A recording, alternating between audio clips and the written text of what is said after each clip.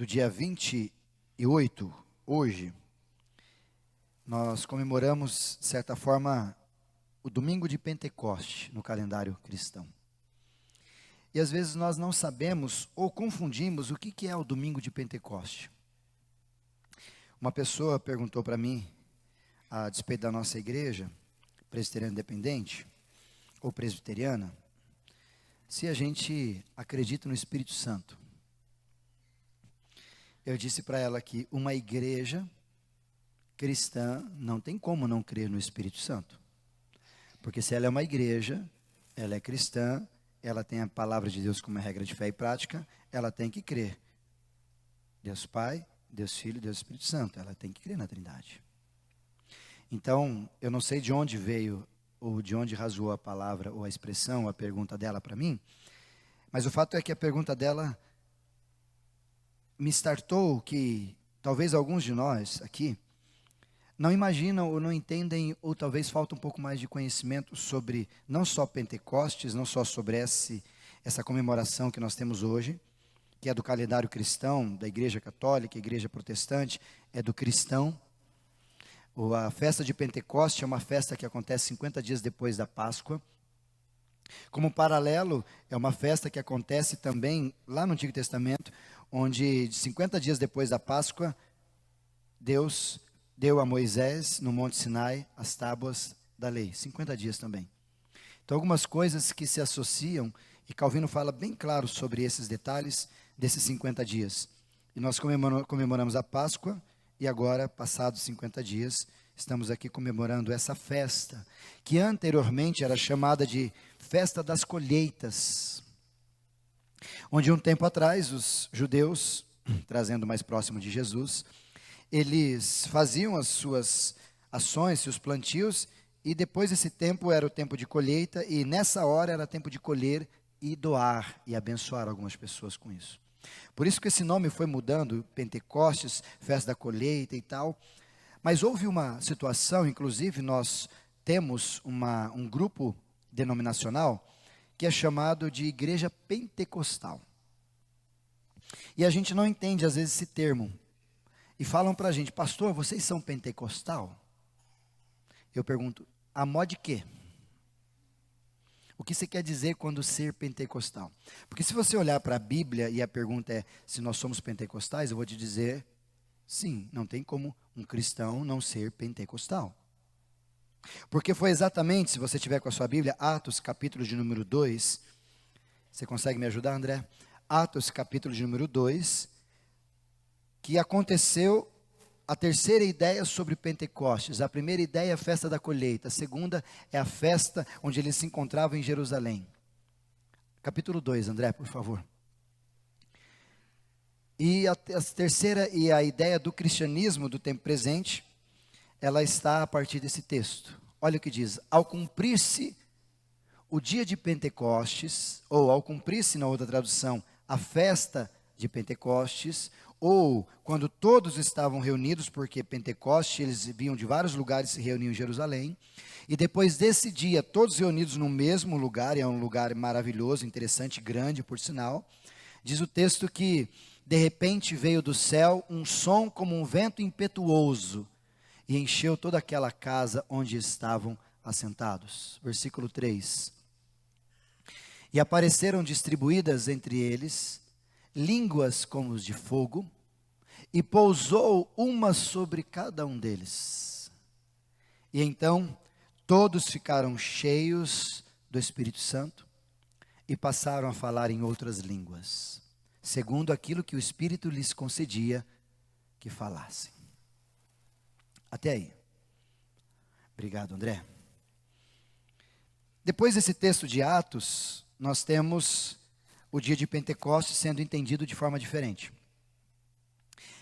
O Pentecoste, na palavra do Antigo Testamento e de Jesus no Novo Testamento, nos Evangelhos, é a expectativa do dia que chegaria, e esse dia, Atos 2, capítulo 1 em diante, o dia que eles estavam reunidos, foi dito, foi profetizado, foi falado pelos profetas e pelo próprio Jesus.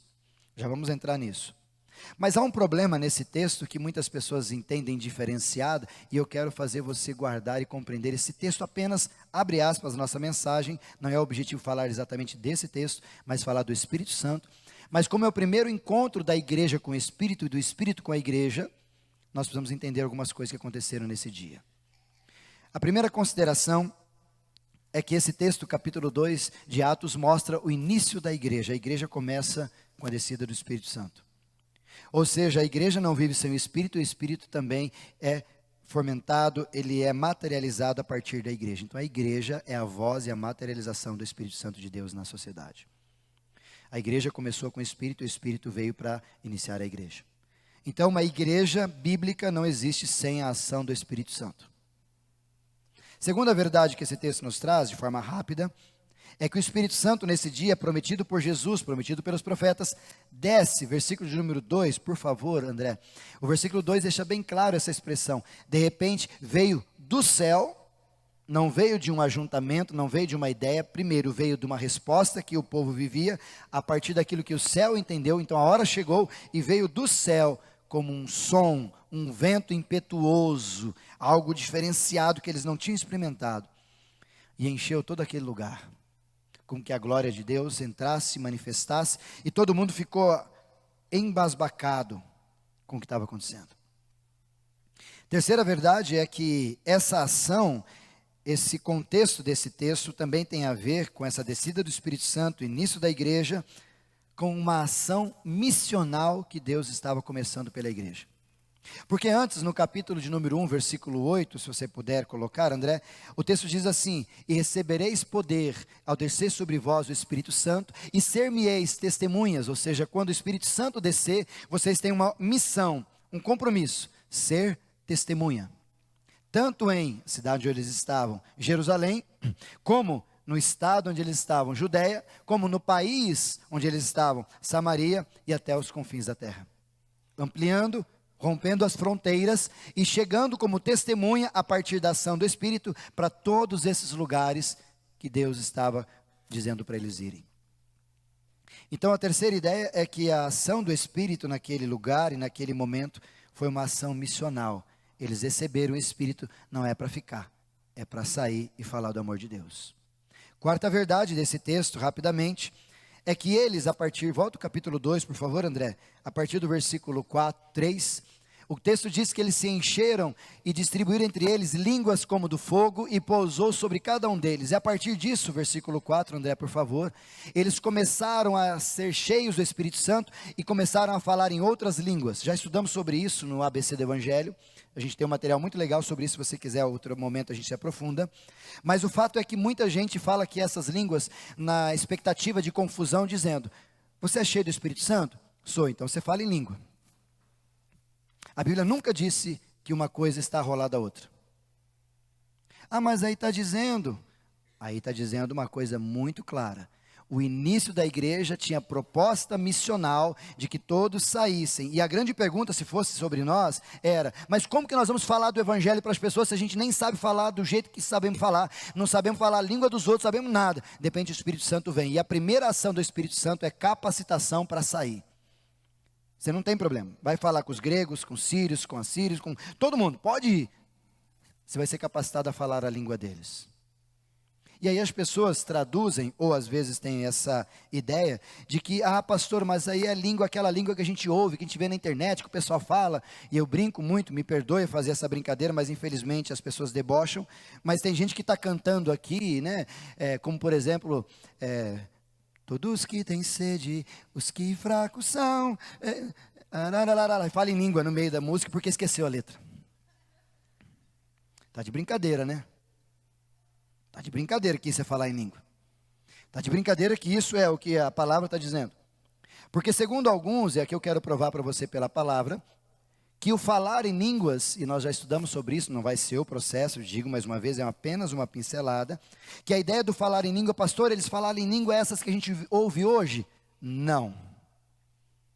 E vou dizer por que não, pelos próprios textos. Versículo 5, olha isso. Ora, estavam habitando em Jerusalém, por causa da festa, judeus, homens piedosos, vindos de todas as nações debaixo do céu. Todos os lugares estavam gente ali por causa da festa de Pentecoste. Versículo 6. E quando, pois, se fez ouvir aquela voz, afluiu a multidão, que se possuiu de perplexidade, porquanto cada um os ouvia falar na sua própria língua. Então não é a língua dos anjos, nada que estava falando ali não. Como se tivéssemos americanos aqui, na hora que o Espírito Santo desceu, eles começaram a falar inglês, francês, português. Segundo os estudiosos, tinha naquela região 17 novas línguas, que eles estavam, pela ação do Espírito, falando 17, pelo menos 17 novas línguas naquele lugar. Até porque, versículo 7, continua para a gente, André, por favor. Estavam, pois, atônitos e se admiravam, dizendo: vede, não são aqueles pangaré galileu que não sabe nem falar o galilês direito e está falando a nossa língua? Numa outra tradução, eles estão dizendo: peraí, não é os pangaré lá que não sabe nem falar português? Que fala nós vem, nós vai, nós eu, nós... E de repente está falando francês e eu estou entendendo perfeitamente. É isso que está dizendo o texto. Por isso que não tem a ver com dom de falar língua dos anjos. Nesse texto não, 1 Coríntios, outro dia a gente entra nele, fala sobre dom de línguas. Mas nesse texto é glossa a palavra língua. Glossa vem da originalidade grega e do latim glossário, palavra, vocality, aquele que a gente fala e que eu e você ouvimos, e outras tribos, outras nações, com outros lugares, falam esse tipo de dialeto. Mas olha o versículo de número 8 também. E como ouvimos, atônitos, falar cada um em nossa própria língua materna. Pergunto para você, tinha anjo ali? Se não tinha anjo, então não tinha língua materna de anjo. Se não tinha anjo, não tinha língua materna, então não é língua dos anjos que estavam falando ali. Em outras palavras, esse texto deixa bem claro que aquele lugar eles começaram de fato a falar em línguas das quais eles não conheciam, não sabiam, por ação do Espírito Santo, eles começaram a falar línguas conhecidas naquela região, e as pessoas que ocupavam aquele ambiente perceberam que aqueles pangaré, sem estudar nada, começaram a falar coisas que eu entendia.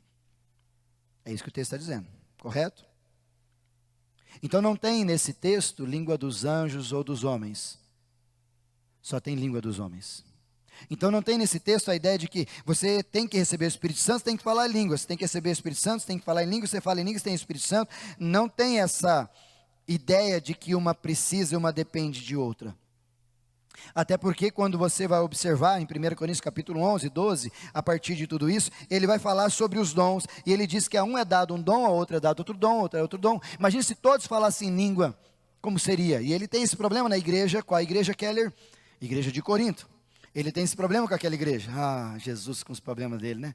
Ô, Coríntio, né? Coríntio é uma benção, né, meu lindo? Mas vamos lá, prossigamos, que não é hora de falar do Coríntio, né, Keller? E ele tem esse problema porque estava todo mundo falando aquela doideira e o pessoal não entendendo e não se exercitando pelo dom ou pelas línguas ou aquela coisa toda. E aí Paulo vem e fala: gente, ó, parou, ordem e decência no culto. Se alguém for falar em línguas, fale um de cada vez e que haja intérprete, porque se não houver intérprete, está errado. E ele diz, a palavra traduzida em inglês é: cale a boca. Ah, mas Deus está fazendo. Peraí, ou Deus está fazendo ou a Bíblia está errada então? Porque fala um, fala outro, fala todo mundo, o irmão que estava cantando fala em língua e que não sei o que, ninguém entende nada. Para que nós estamos falando em língua então? Se a Bíblia fala que a língua, o dom, é para edificação. Se você não está entendendo nada, então o que está acontecendo? Está edificando alguém, sabe quem? Meu ego dizendo: eu sou espiritual e você não. Alabaraxalá, eu vou falar. E perdoe ser sarrista nesse sentido, mas eu preciso fazer isso para você entender. Porque a pessoa está banalizando o que o Evangelho diz. E a Bíblia é muito clara nesse conceito, não estou dizendo aqui que não existe, outro dia a gente estuda mais, só estou dizendo bem claro que esse texto que está aqui, o dom é de língua falada. Tive um pastor que teve uma experiência, ele conta para a gente, que ele estava fazendo manutenção numa empresa, numa casa melhor, e quando ele chegou naquela casa, aquele homem diferente, um judeu, e ele começou a conversar, e quando ele abriu a maleta, ele tirou uma Bíblia dali. E aquele judeu perguntou para ele: você acredita nisso? Ele falou: acredito. E o senhor? Ele falou: não, eu não acredito nessas coisas muito não. Sou judeu, tenho a minha crença ali e tal, mas Na Bíblia eu não acredito. Tudo bem. Conversaram, ele acabou tendo intimidade. E Deus falou para aquele pastor o seguinte: ora por ele aqui, pede para orar. E ele pediu: posso fazer uma oração? Claro. Oração não faz mal a ninguém. Sei que pensa. Sei que pensa. Outro dia a gente fala sobre isso, anota aí, Bruna. Ele começou a orar. E a hora que ele acabou de orar, aquele homem estava chorando. E ele, terminando a sua oração, perguntou o que houve. E aquele rapaz: você conhece a minha língua e não me disse nada? Falou: como assim conheço a sua língua? Sim, você orou, inclusive com o sotaque da língua dos meus pais. Ele falou: não, eu não conheço a sua língua, eu nem sei que língua que você está falando. Aí ele fez a seguinte pergunta: você ouviu orando assim? Sim. Abertura, ele disse: então, é Deus mostrando para você como Ele é bom e como Ele te ama. E como Ele está fazendo as coisas sobre a tua vida. Aquela forma de falar, dom do Espírito, no caso, dom de línguas, trouxe aquele homem ao Evangelho da cruz. Isso aqui é dom de língua. Preciso. Você acha que o Espírito Santo erra falando essas abobrinhas no meio do povo? Você acha que o Espírito Santo tem mais o que fazer do que ficar fazendo asneira no meio das igrejas? Aí fica banalizado o processo, aí todo mundo fala, tem gente que fala que não sei o quê. Segundo a Bíblia até mula fala, né? Tem uns... Vou prosseguir, senão vou falar outras coisas. Enfim, o texto diz que o Espírito Santo desceu sobre a igreja e começou a igreja começa com a ação do Espírito. Segundo, o Espírito Santo desce e faz a grande diferença no meio deles. A gente só vive a partir do Espírito. Se não tiver o Espírito, nós não vivemos como igreja. Terceiro, o Espírito Santo desce para que haja uma mentalidade de ação missional, capacitação para sair. Quarto, eles foram capacitados ao ponto de falar línguas dos outros para entender que os outros precisam ser acessados por eles. E quinto, por último, o que o Espírito Santo estava dizendo é que o mundo inteiro precisava ouvir do testemunho que eles viveram com Jesus. Simples assim. Mas a pergunta que a gente vai tentar responder hoje é quem é esse tal do Espírito Santo? Que a gente está falando, estamos conversando, estamos dizendo, a descida dele foi nesse dia. Mas a pergunta quem que é, quando ele apareceu, o que ele faz? E eu quero, de forma bíblica, tentar ser sucinto, não consigo normalmente, mas quero tentar para você sair daqui um pouco mais compreendido a despeito da palavra, ou talvez um pouco mais constrangido para tentar ler um pouquinho mais. A primeira consideração que eu quero que você entenda é que o Espírito Santo não veio em Atos 1:8. O Espírito Santo sempre esteve aqui. O Espírito Santo não é uma força, uma ideia, um espírito, um vento só que veio, desceu, algo assim. Então, a ação do Espírito Santo começa em Atos 1:8. Não, o Espírito Santo sempre esteve entre nós. Se você observar em capítulo de número 1 de Gênesis, não precisa abrir, só vou fazer menção aqui, meu querido. Você percebe ali que desde Gênesis até Malaquias, Antigo Testamento, nós temos a ação do Espírito sempre, inclusive no início. Gênesis capítulo 1, versículo 1. No princípio criou Deus os céus e a terra. E a terra estava sem forma e vazia, mas o Espírito de Deus pairava sobre a face das águas. O Espírito de Deus já estava aqui entre nós.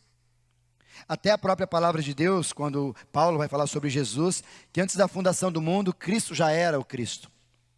Tanto que quando Deus vai fazer a mim e a você, Ele diz, façamos, Ele não diz farei, Ele diz façamos, ou seja, Trindade, vamos fazer o ser humano a minha, a nossa imagem e semelhança? Ou seja, se você for cauteloso, sincero e bíblico, você vai perceber que desde o Gênesis até o Apocalipse, a Trindade sempre esteve, sempre existiu, inclusive o Espírito Santo de Deus. Só que na caminhada da igreja não, do Antigo Testamento, melhor, o Espírito Santo sempre estava presente na criação, nos patriarcas, nos líderes, nos profetas, sempre nos reis, nos juízes. Só que uma coisa que você precisa entender sobre o Espírito Santo nesse conceito, é que no Antigo Testamento o Espírito Santo vinha, já falamos sobre isso no ABC, lembram? Habitava, pousava, agia e saía. Ou seja, no Espírito Santo não. Lá no Espírito Santo, Vitória, brincadeira. No Antigo Testamento, o Espírito Santo agia como algo que vinha e saía. Pastor, como assim? Uma das primeiras pessoas que a gente percebe que isso aconteceu foi na época dos juízes, onde Sansão estava brincando e flertando com o pecado, com o inimigo, com Dalila, aquela coisa. Inclusive, essa semana encontrei um pastor que a esposa dele chama-se Dalila. Eu falei, nossa, imagina todo dia dormir com a Dalila, que nome para dar, né, para minha irmã aí, imagina, e o cara é pastor ainda. Quase que eu falei, e aí, Sansão? Brinquei com ele, né? Mas deixei quieto, que ele deve ouvir essa piadinha o dia todo. Mas quando você vai para o texto e percebe que Sansão estava lá e ele estava lidando, e aí de repente ele é cortado o cabelo dele, e aí ele fica naquele jeito, e o texto diz bem claro, não percebeu Sansão que o Espírito de Deus tinha saído dele. Numa ideia assim, eu vou ficar contigo até um ajuste aí. A hora que der uma treta, eu estou fora.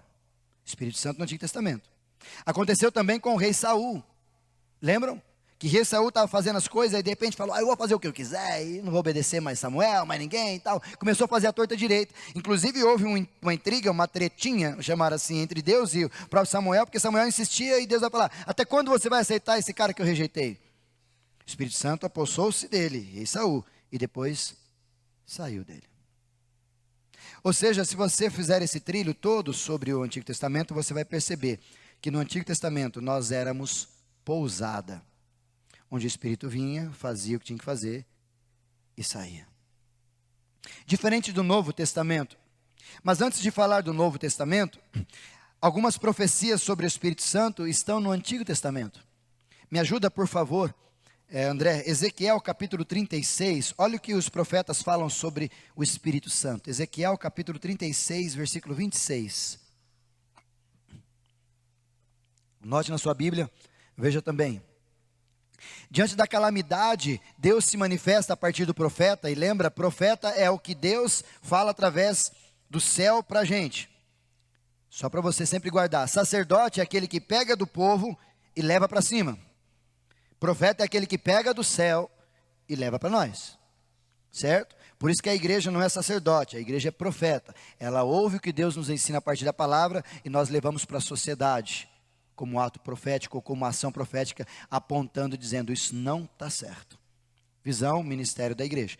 E aí, diante disso, Ezequiel, que é esse profeta da época do Antigo Testamento, recebe de Deus essa seguinte expressão, dar-vos-ei coração novo, e porei dentro de vós um espírito novo. Deus já dizendo o que vai acontecer lá na frente. Estamos muitos anos antes. Tirarei de vós o coração de pedra e vos darei um coração de carne. Ou seja, vai acontecer alguma coisa dentro de nós que a gente não entende. Versículo 27, por favor. Porei dentro de vós o quê? O meu espírito. E farei então, a partir dessa ação do Espírito Santo em nós e dentro de nós, que obedeçais, ou farei que andeis, ou farei que compreendais, numa outra tradução, os meus estatutos, e guardeis os meus juízos, e os observai. Ou seja, o profeta Ezequiel está dizendo bem claro, gente, vocês não conseguem, não está jeito, não estão funcionando. Então eu vou, no momento que vocês não vão compreender agora, fazer o Espírito Santo descer sobre vocês, e eu vou ocupar vocês, vou morar em vocês, vai virar morada e não mais pousada, e aí esse Espírito vai produzir em vocês algumas ideias tão maravilhosas, que vocês vão começar a entender e a viver os meus mandamentos, os meus preceitos, e a viver aquilo que eu gostaria que vocês vivessem. Profecia de Ezequiel. Mas também Jeremias, no capítulo de número 31, também fala um pouco sobre isso. Jeremias 31, versículo 33, André, por favor. Olha o que diz esse texto, para a gente entender mais uma profecia do Antigo Testamento sobre o Espírito Santo. Jeremias 31, versículo 33, André.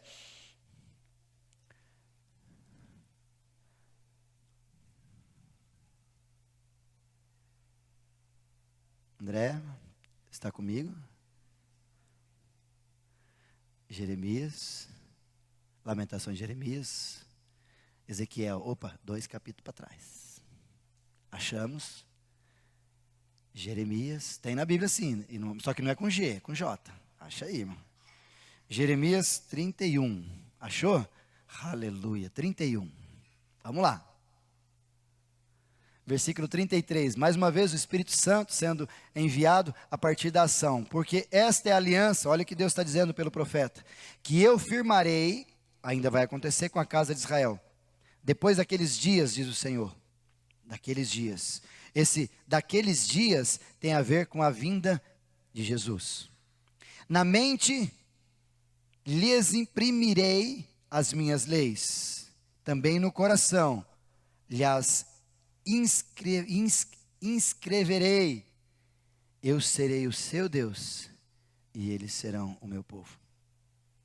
Pastor, não está errado, inscreverei, não é escreverei, não, escrever é aqui, inscrever é aqui.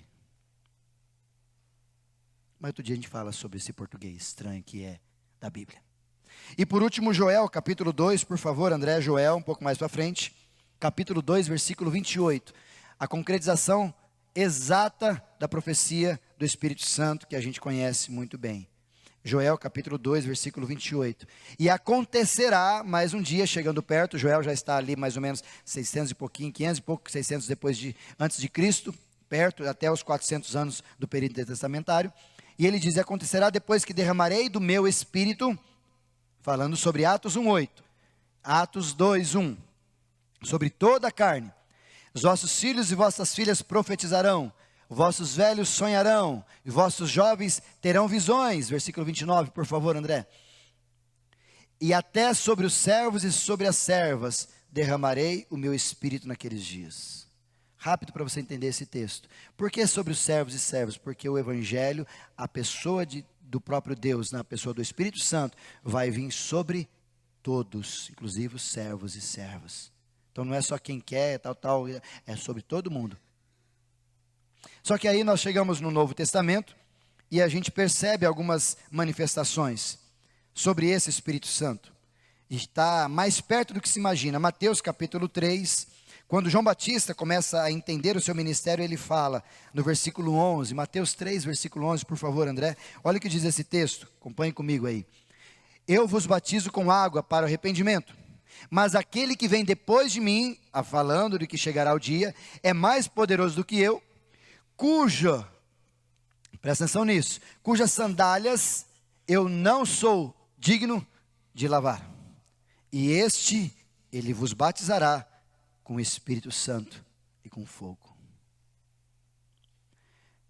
João capítulo 4, Jesus também fala sobre isso, quando ele fala com a mulher, no versículo exatamente 23, João 4, 23, André, quando ele diz, e já chegou a hora, mas vem a hora e já chegou, em que os verdadeiros adoradores adorarão o Pai em espírito e em verdade, porque são esses que o Pai procura para seus adoradores, numa ideia de que vai chegar uma hora, vai chegar um tempo, vai chegar um momento, calma, que vai vir um momento onde o Deus vai sair do Santo dos Santos e vai vir para nós, e nós vamos ter acesso ao Deus, a partir de quem? Do Espírito Santo. E depois Atos capítulo de número 1, versículo 4, por favor, André, passando todo o episódio de Jesus, inclusive João capítulo 14, João capítulo 16, que o evangelista João é o que mais fala sobre o Espírito Santo, mas Atos 1, versículo 4, Jesus diz para eles, e comendo com eles, Jesus comeu com eles depois da ressurreição, determinou-lhes que não se ausentassem de Jerusalém, mas que esperassem a promessa do Pai, lá no Antigo Testamento, o qual disse ele, vocês ouviram de mim, qual promessa é essa? Versículo 5, porque João na verdade batizou com água, corroborando com João, mas vós sereis batizado com o Espírito Santo, não muitos dias depois. Estamos em Atos 1, capítulo de número 1, versículo 4, e aí depois você tem Atos 1, versículo 8, adianta um pouquinho mais, André, por favor. E recebereis poder ao descer sobre vós o Espírito Santo, e sereis minhas testemunhas, tanto em Jerusalém, Judéia, Samaria, e até os confins da terra. Aí nós entramos em Atos, capítulo 2, a descida do Espírito Santo, onde toda a terra fica cheia da presença, e ele vem. E aí em 1 Coríntios, capítulo de número 6, por favor, André, 1 Coríntios, capítulo 6, versículo 19, é a grande diferença entre o Antigo e o Novo Testamento. Acaso não sabeis que o vosso corpo é santuário do Espírito Santo, que está em vós, o qual tendes da parte de Deus, e que não sois de vós mesmos? Numa outra tradução está dizendo: não sabeis que vocês são santuário, que o Espírito Santo de Deus habita em vocês? Chama a mim, chama a você de habitação, lugar onde Deus fica, e não onde Ele vem e vai embora. Então a grande diferença do Antigo para o Novo Testamento é que o Espírito Santo, no Antigo nós somos uma pousada, no Novo, a partir da ação do Espírito Santo agora, nós somos morada. Isso quer dizer que o Espírito Santo habita em nós. Capítulo 7 do Evangelho de João, por favor, André, versículo 37, mais um texto para a gente guardar e entender. João 7, 37. No último dia, o grande dia da festa, levantou-se Jesus e exclamou: se alguém tem sede, mais uma vez, venha a mim e beba. Convite para vir, pode passar. Quem crer em mim, como diz as Escrituras, do seu interior fluirão rios de água viva. Vai acontecer um trem dentro de nós, um negócio louco, Paulinho, você não tem noção. O que é isso que vai acontecer? Versículo 39. Isso ele disse com respeito a quem? Ao Espírito Santo que haviam de receber, ou que ele haveria de descer, e eles o receberiam, os que nele crescem. Então o Espírito Santo não habita em qualquer um. Não é qualquer um que ele entra. Em quem o recebe. Pois o Espírito, até aquele momento, não fora dado como morada, porque Jesus não havia sido ainda glorificado. E em João capítulo 16, quando Jesus fala sobre a missão do Consolador, ele diz bem claro essa expressão: eu vou, mas eu não vou deixar vocês órfãos, João 14. E João 16, ele fala sobre a missão do Consolador: esse virá e ele agirá em vocês, como ele age em mim. Então a hora que eu subir, o Espírito Santo vem, definitivamente desce e habita em nós. Então, em suma, para a gente fechar essa explanação que eu quero que você guarde, eu e você, quando nos encontramos com Jesus, algo maravilhoso acontece em nós. Nós nos tornamos extraterrestre. Como assim? Você vive 2 em 1. O Espírito Santo te ocupa, o Espírito Santo entra em você, o Espírito Santo começa, me entenda a palavra, atormentar você. O Espírito Santo começa a habitar em você, ele começa a diluir palavras em você, ele começa a reagir em você, ele começa a tratar em você, enfim, o Espírito Santo começa a ter posturas e mais posturas em mim e em você. Para quem? Para quem encontrou-se com Jesus. E quem não encontrou com Jesus? É mortal normal, não é ET. O próprio Jesus disse que nós não somos desse lugar, nós somos extraterrestres no sentido, a nossa casa não é aqui. E ele usa uma expressão mais própria da palavra: nós somos forasteiros neste lugar. Por isso que quando você se encontra com Jesus, você não vive mais só, o Espírito Santo habita em você. E quando ele vai embora?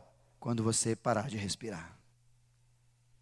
Selando e concretizando o motivo dele estar em você. Agora nós vamos subir. E lá não precisa do Espírito Santo como habitação em mim e você. Lá ele será adorado e contemplado como a Trindade o é. Mas até esse dia chegar, o Espírito Santo tem atividade, trabalho e ação em mim e você.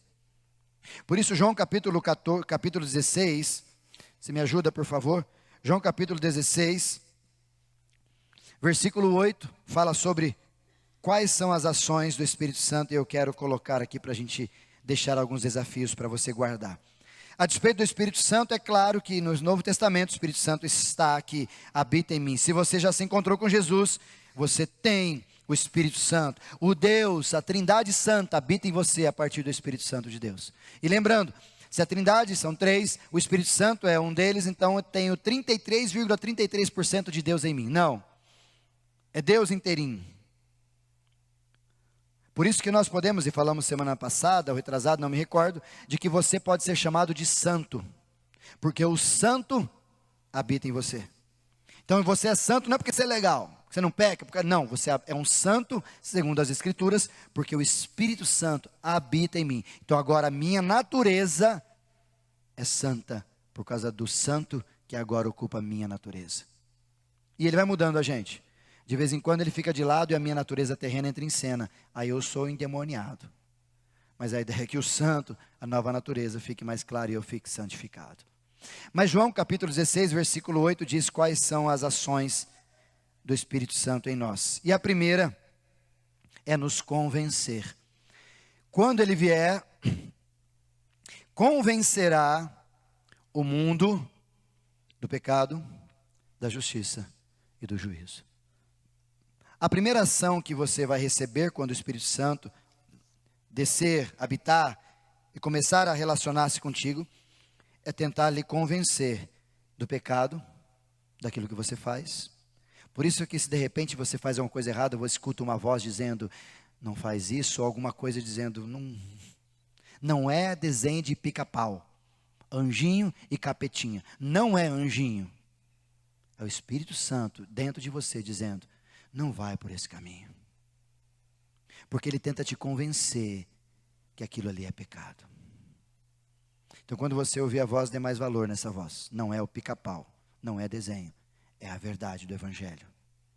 Segunda coisa que ele faz é nos convencer da justiça, dizendo claramente que, quando nos convence da justiça, que os meus atos, os seus atos, o que nós fazemos, se não for pela graça de Deus, é tudo ruim, nós é ruim.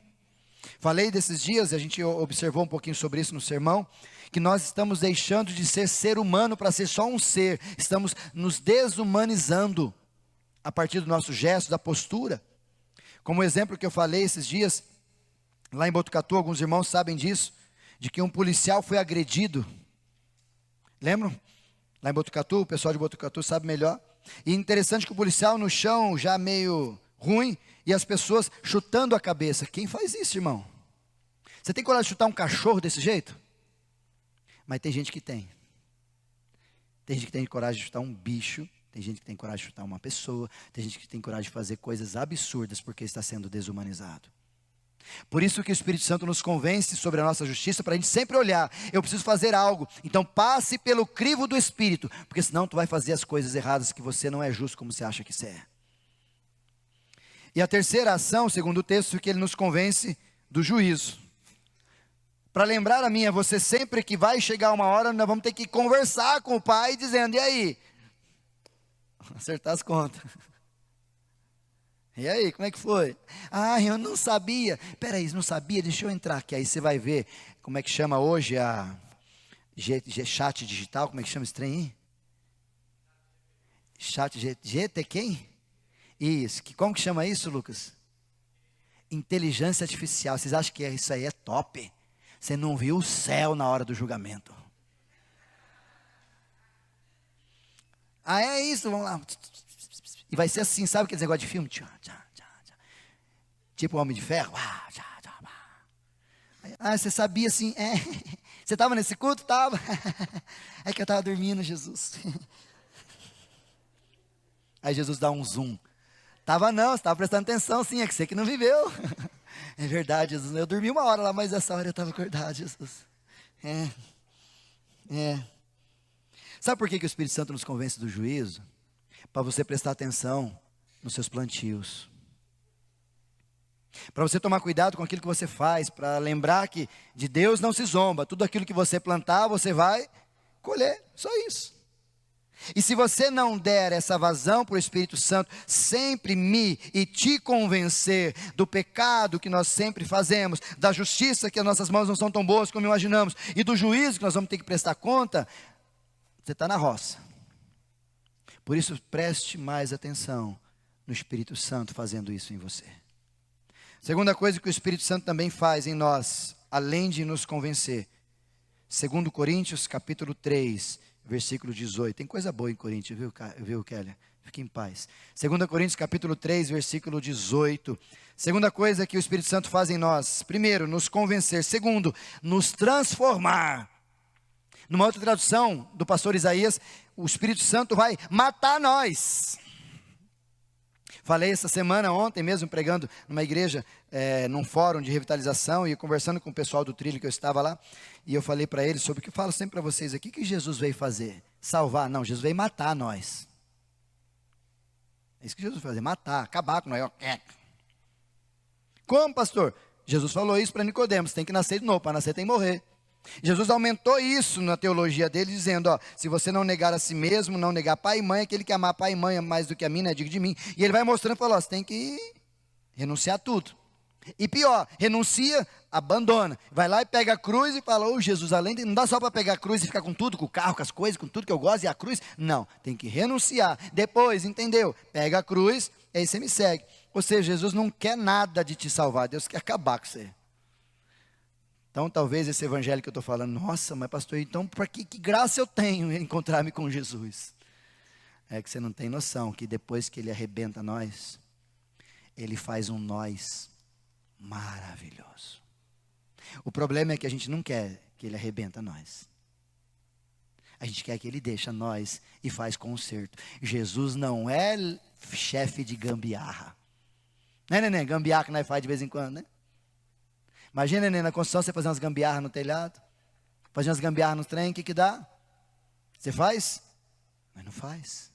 Jesus não faz acerto, não faz gambiarra, tanto que Jesus diz isso a partir de uma parábola, quando ele diz, o vinho novo e o odre velho, se os dois se juntarem, Jesus, a nova vida, e você, pangaré estragado, se nós se juntar, vai acabar com os dois, você não vai entender a graça do evangelho, vai te fazer mal, e você também vai se arrebentar. Então, para ter vinho novo, odre novo, então você morre e nasce de novo, e aí então, os dois se preservam e a coisa fica melhor.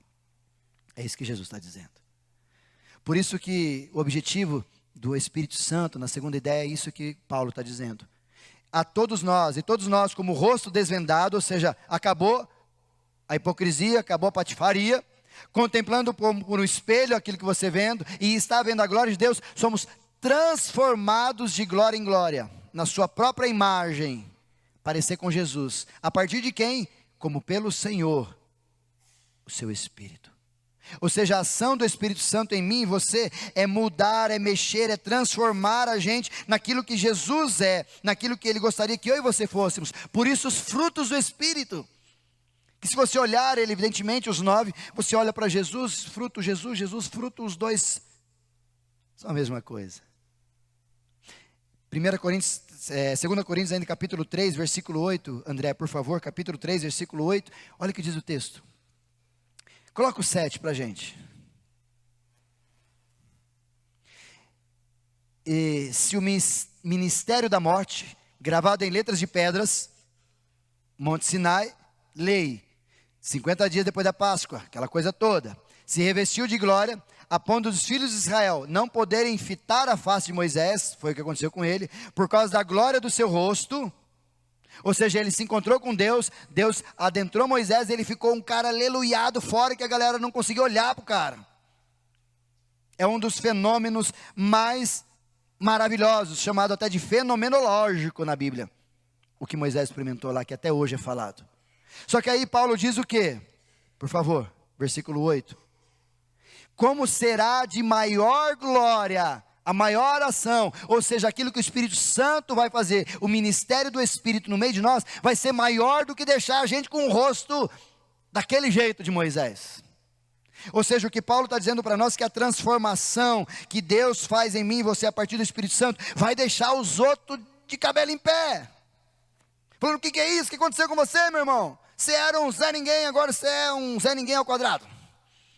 Você era um cara totalmente torto, agora o que aconteceu? Como diz aquela musiquinha das crianças, havia um homenzinho torto, que andava no carrinho torto, que está todo torto, a vida é toda torta. Um dia ele encontrou com Jesus, e a vida endireitou, mas não era o cara lá que fazia, era. O que aconteceu? Jesus me transformou com a ação do Espírito Santo, é isso que aconteceu.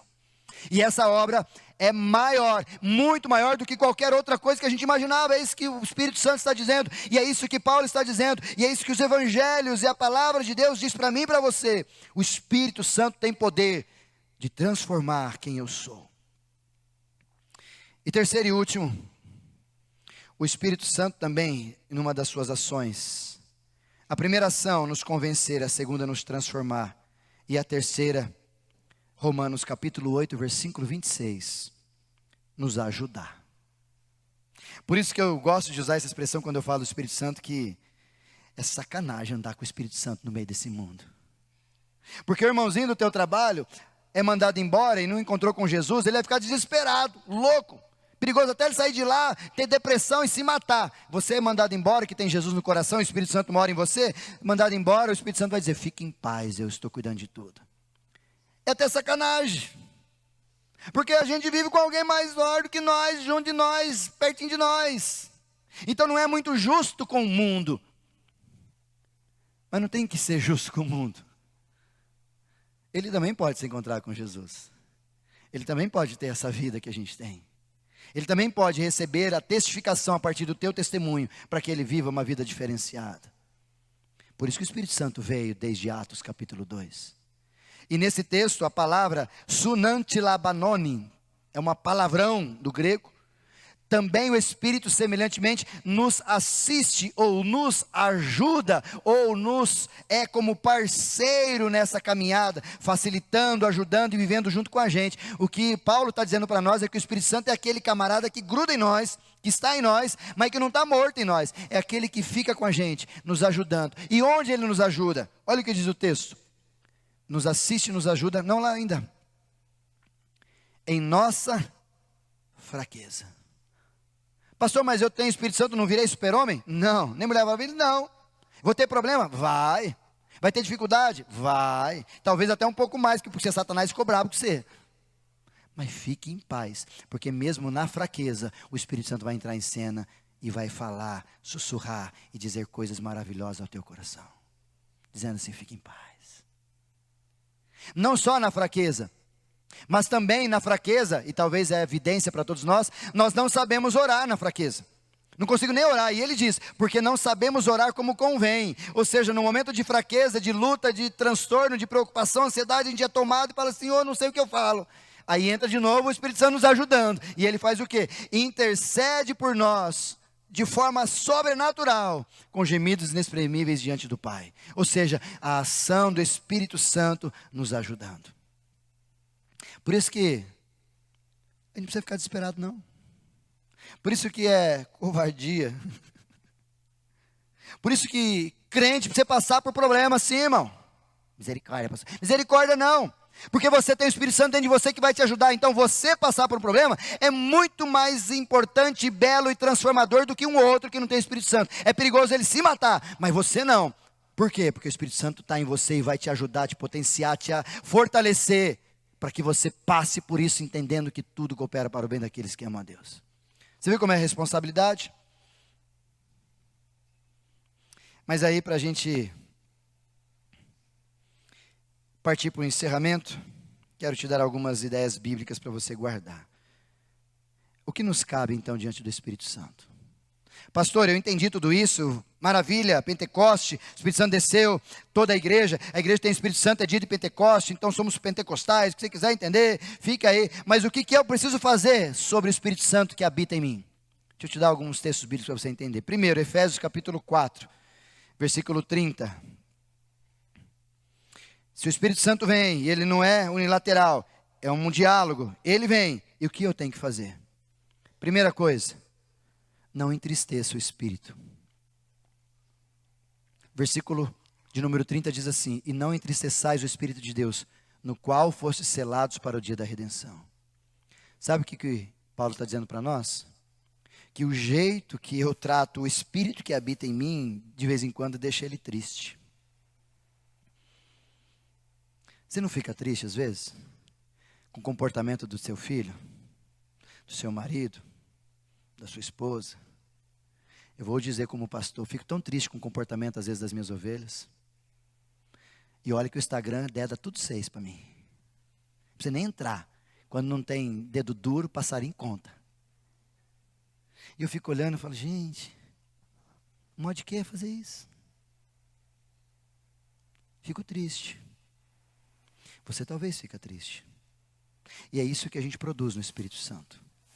As nossas atitudes diante daquilo que a gente olha, observa e não toma nota que nós somos do outro mundo, somos dos céus, estamos aqui por uma passagem e a gente não se dá conta disso, a gente faz coisas, o Espírito Santo olha para nós de dentro e diz, por que você fez isso?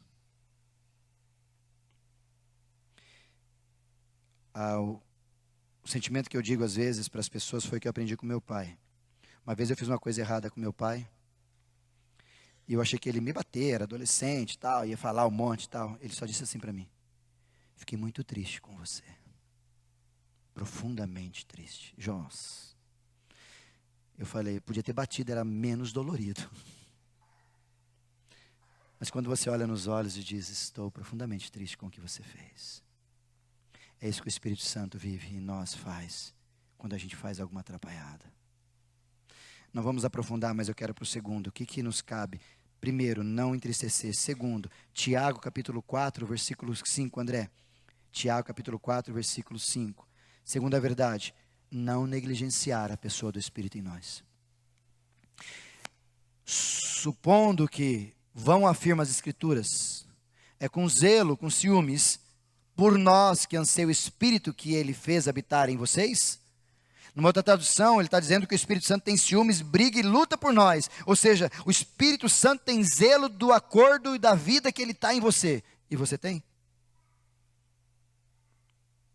É que nem namoro, Paulo, ou que nem casamento. Só um cuida, o outro não cuida. Quem não dá assistência, abre a concorrência e perde a preferência. O Espírito Santo cuida de você, mas você cuida do Espírito Santo que está em você? Isso chama-se negligência.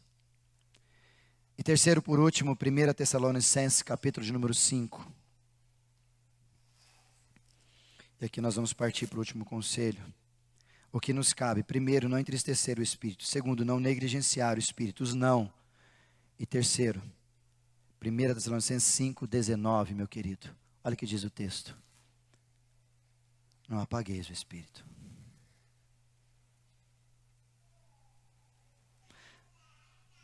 Isso quer dizer que o Espírito Santo vai ficar em você. Como uma brasa apagada, mas vai ficar em você. Mas que no outro tempo ele foi uma brasa, ou talvez foi até fogo. Foi queimador, foi um negócio assim lindo, maravilhoso. Mas porque você não cuidou, não exercitou, não fez a sua parte, nós vamos entender sobre isso. Você o entristeceu, você negligenciou. O que aconteceu? Você apagou o Espírito Santo em você. E aí sabe aquela vozinha que te falava, não faz? Você não consegue ouvir mais. Sabe aquela postura de te ajudar nas fraquezas? Você não sente mais.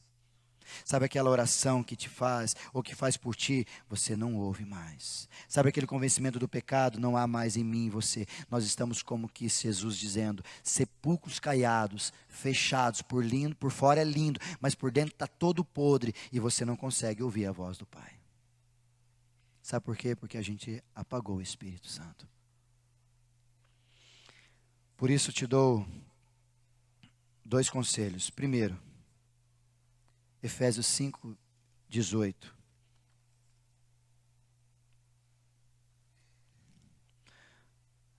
Não vos embriagueis com vinho, no qual dissolução, mas enchei-vos do Espírito. Ou seja, o Espírito Santo está aqui. O seu Espírito Santo está em mim quando eu me encontrei com Jesus. Mas a mim cabe me encher do Espírito Santo. Nos enchermos do Espírito, ou seja, buscar cada vez mais que o Espírito Santo seja evidência, mais sensibilidade, mais desejo dele, mais ele em mim, como diz o apóstolo Paulo, menos eu e que eu diminui, que ele cresça, é o Espírito Santo aparecendo, e quanto mais de Espírito Santo eu tenho, mais de Jesus eu apareço, e menos de Isaías eu sou. Isso que nos cabe, encher-vos do Espírito. E como fazer isso? Ezequiel capítulo 47, é o último texto que nós vamos ler. Ezequiel 47 fala sobre o rio do trono de Deus. Eu quero ler com você para você entender e a gente fechar. Depois disso o homem fez voltar a estrada do templo, e eis que saíam águas debaixo da limiar do templo, para o oriente, para a face da casa que dava para o oriente, e as águas vinham de debaixo, do lado direito da casa, do sul, do altar, pode ir passando, em todos os lugares vinha água. E ele me levou pela porta do norte, e me fez dar uma volta por fora, até a porta exterior, depois a gente fala outro dia sobre esse texto, que olha para o oriente, e eis que corriam águas do lado direito, sempre do altar vinha água, pode descer, não der. E saiu aquele homem para o oriente, tendo na mão um cordel de medir, e mediu 1000 côvados, e me fez passar pelas águas, águas que me davam no tornozelos, 500 metros mais ou menos, 1000 côvados. Mais um, versículo 4, mediu mais de 1000, e me fez passar pelas águas, águas que me davam pelos joelhos. Mediu mais 1000 e me fez passar pelas águas, águas que me davam pelos lombos. Versículo 5. Mediu mais outros 1000, e já era um rio que eu não podia mais atravessar, porque as águas tinham crescido, as águas que se deviam passar a nado, pelo rio, que agora não podia mais passar. Depois de 2 quilômetros, ele percebeu que as águas já não davam mais pé. E esse texto exatamente é Deus. Coloca o 6, por favor. E disse: viste isso, filho do homem? Então levou-me e tornou a trazer à margem do rio de novo. Versículo seguinte. Tendo eu voltado, eis que à margem do rio havia grande abundância de árvores, de um e de outro lado. Versículo seguinte, para você guardar. Pode passar. E então me disse: estas águas saem para a região do oriental, descem a campina, entram no Mar Morto, cujas águas ficarão saudáveis. Pastor, o que significa tudo isso? Eu vou te explicar. Deus levou o profeta diante de uma água. O trono estava lá e a água saiu do trono, enfim, se tornou quase que um rio ali. E as águas que saem do trono de Deus, águas purificadoras, segundo a própria uma canção, o restante do texto vai dizer sobre isso. E essa água que sai do trono de Deus é água viva, ilustrando o próprio Espírito Santo saindo de Deus. E o Espírito Santo chega em mim e eu chego no Espírito Santo. Essa é a realidade. E o que ele estava dizendo é que se você estiver aqui, e o Espírito Santo aqui, e você andar um pouquinho, você vai sentir o Espírito Santo, na medida que você entrar. E ele disse que ele me levou um pouco mais, e você vai entrando, e mais você vai se enchendo do Espírito Santo. E ele disse que você vai entrando mais, e mais vai se enchendo. Deixa eu voltar um pouquinho. E ele vai dizendo que você vai enchendo mais, aquilo vai tomando conta, já está pelos lombos, quase 1,5 km. E está nos lombos, e você olha para trás, andei bastante, olha para frente, tem muito ainda. E aí ele disse que você anda mais 500, e aí você chega a 2 quilômetros, esses 2 quilômetros te deixam nadando cachorrinho. O que ele está dizendo com esse texto é que o Espírito Santo é assim comigo e com você. O que a gente precisa é entrar na água, encher-se do Espírito, é desejar o Espírito Santo de Deus. E conforme você vai entrando, coisas maravilhosas vão acontecendo. Conforme você vai entrando, Deus vai tomando conta e você vai perdendo conta. Conforme você vai entrando, Deus vai dominando e você vai perdendo o domínio. Ah, isso eu não gosto, então fico aqui. Escolha sua. Conforme você vai entrando mais, chega numa superfície onde os seus pés não batem mais, você fala: eu vou morrer afogado. O Espírito Santo fala: agora é a hora que eu vou tomar conta. Sabe qual é o problema da igreja? A gente fica molhando o tornozelo quando a gente deveria nadar no Espírito Santo. Só que essa é uma escolha pessoal. E aí, depois de passar por isso, o que ele faz? Versículo 6, André, por favor. Volta no 6. Olha o que diz o texto. Viste, meu filho? Então levou-me de novo à margem. Depois que eu passei por esse encher-vos do Espírito, eu voltei lá. O que aconteceu? Que eu vi lá, André, versículo 7.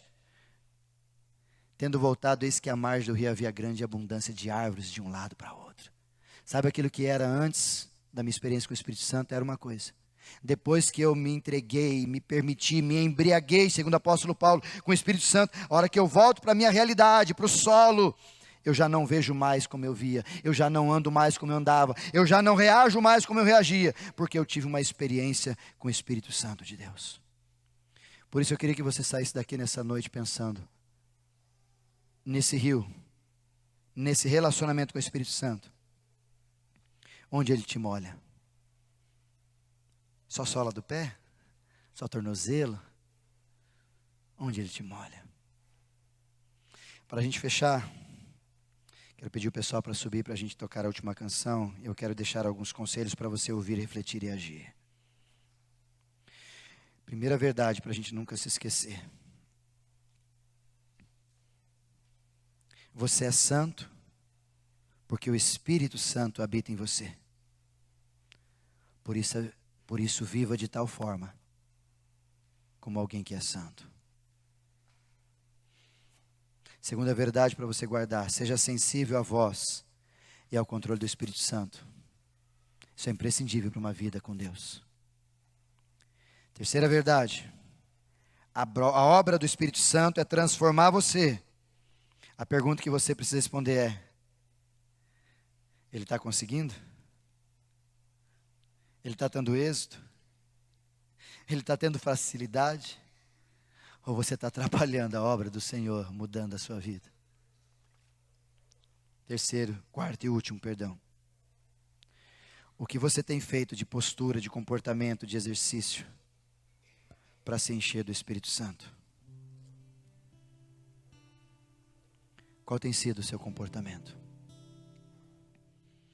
Uma linda